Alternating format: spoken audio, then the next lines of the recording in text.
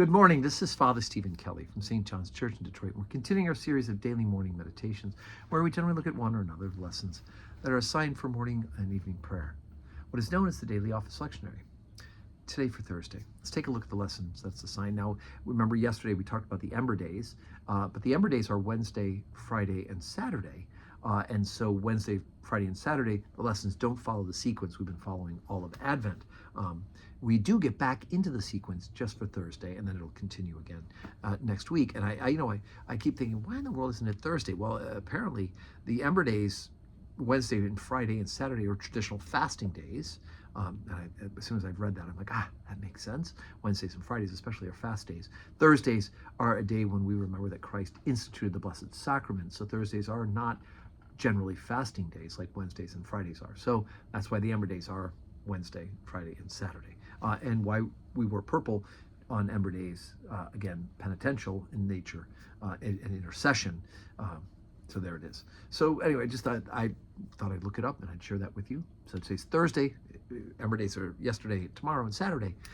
But we go back to reading Mark's Gospel, chapter 6, beginning at verse number 1. And he went out from thence and came into his own country, and his disciples follow him.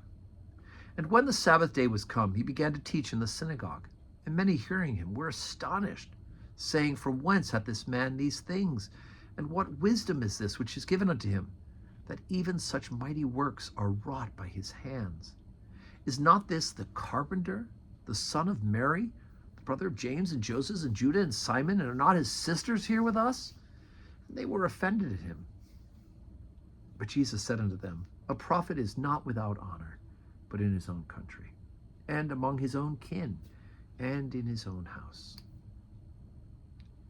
And he could do there no mighty work, save that he laid his hands on a few sick folk and healed them. And he marveled because of their unbelief.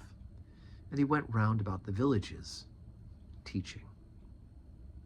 Okay, so every clergyman can tell you this when he says that a prophet is not without honor, but in his own country and among his own kin and his own house. It's very hard for clergy to bring people who are close to his former life into the faith.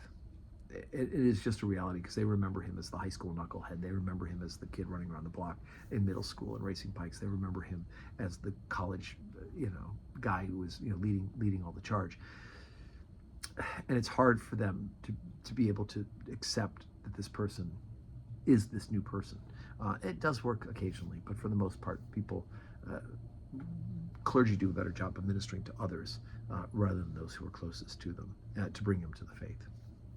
That being said, we do have this controversial part, which has to do with the translation into English, where suddenly you hear, wait a second, this is the son of Mary, and all of a sudden we hear about brothers and sisters. I thought Jesus was an only child, and he is.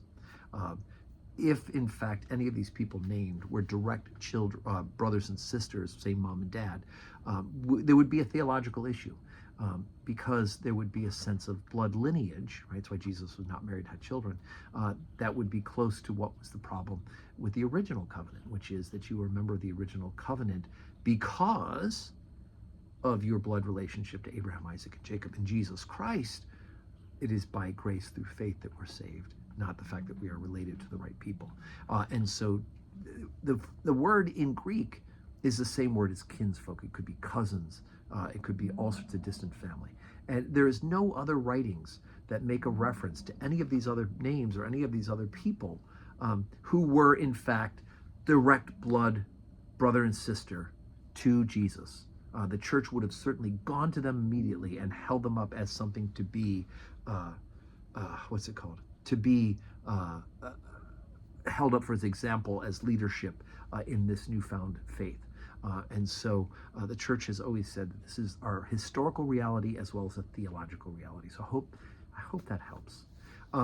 So anyway, today is Thursday, and we're going to go ahead and we'll have our 10:30 Holy Communion service and 4 o'clock evening prayer. So I do hope you can join us, worship with us, pray for us, pray with us, and may God grant us a Thursday that is full of blessings.